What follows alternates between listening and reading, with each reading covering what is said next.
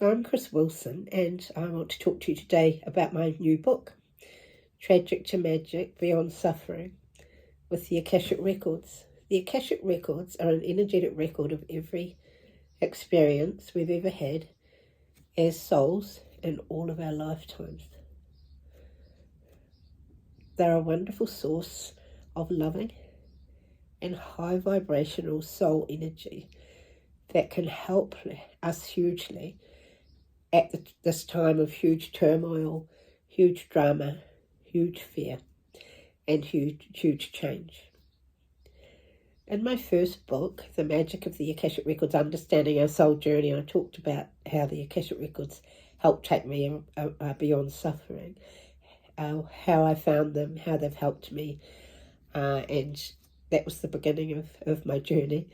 The second book looks more about the Akashic Records in the context of what's happening on the planet at the moment. I'm just going to quickly run through. There's 13 chapters, and I'm just going to really just give you a very short little overview of what's in each chapter.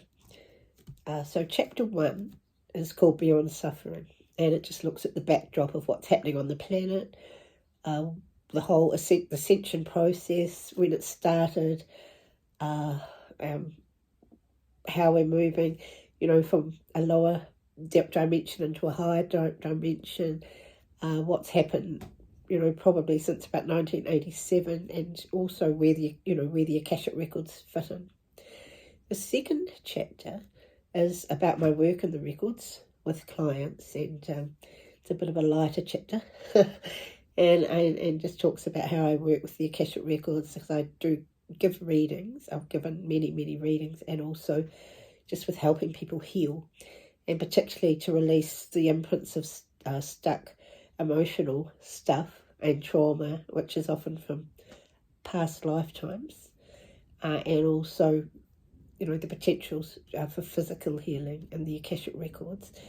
The third chapter is about quantum energy. It's about the energy of the Akashic Records, which is the fifth dimensional high vibrational energy that we're rapidly moving into as a planet, and is sort of shaking up our world and really causing all the chaos. So the Akashic Records are a really easy way to access that energy, and can be used with intention to help us in many ways, from releasing what no longer serves, to manifesting or trying to bring into our life what we do want to attract. The thing about quantum energy, the most exciting attribute, I think, is that quantum energy, whether it's the Akashic Records or somewhere else, or in the bigger field or elsewhere, responds directly to our intention. And as we move up into a higher vibration, it's just getting easier and easier, to create, what we want to create. And our thoughts are creating our reality much quicker and much faster than they did in a lower vibration.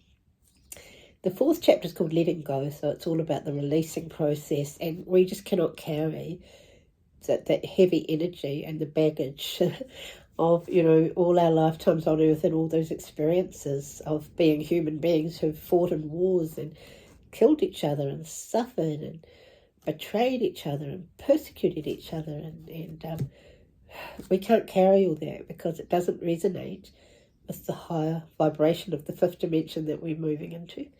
So there's a massive planetary releasing going on of not just, these old imprints of old programming and beliefs and victimhood and that sort of thing, but also of trauma.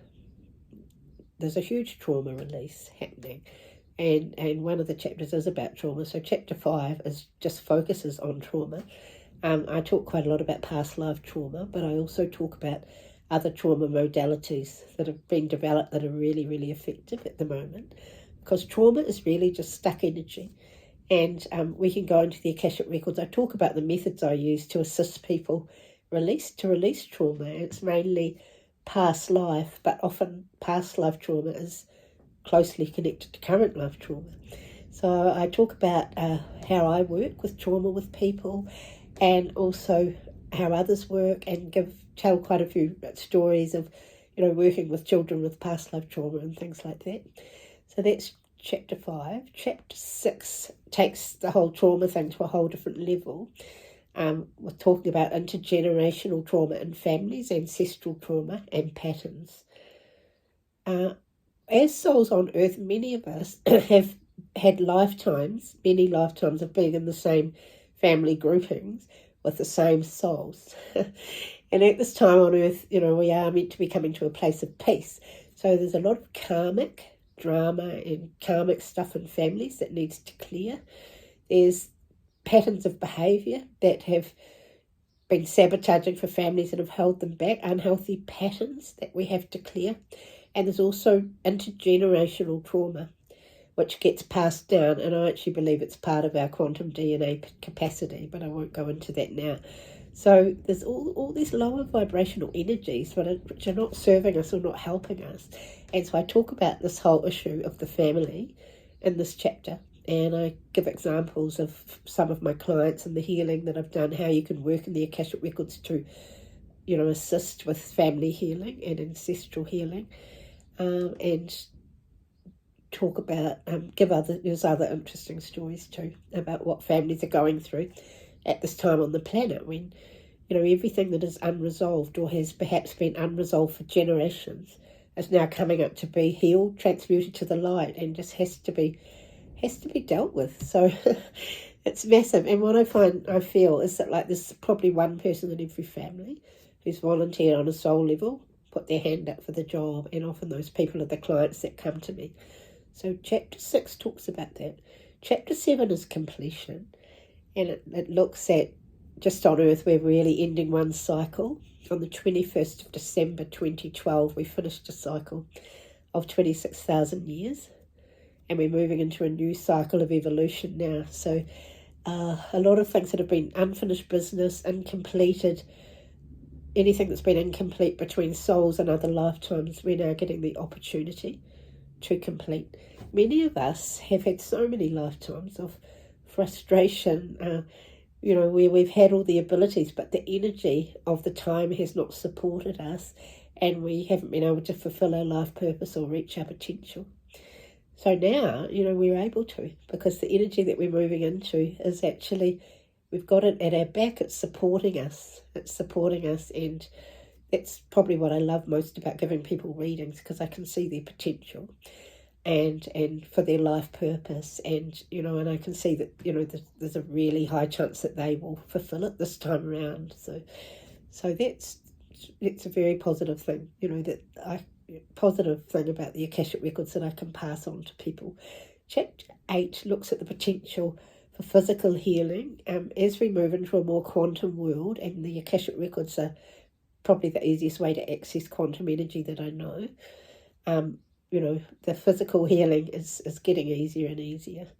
And so I talk about that. I talk about physical healing that I do with people in the Akashic Records, what some other quantum healers do, what sort of stops physical healing from being successful, what the potentials are for the future. And as with every other chapter, there's lots of stories. I think my favourite chapter is chapter 9, which is the life purpose of the old souls and the millennials. I'm an old soul.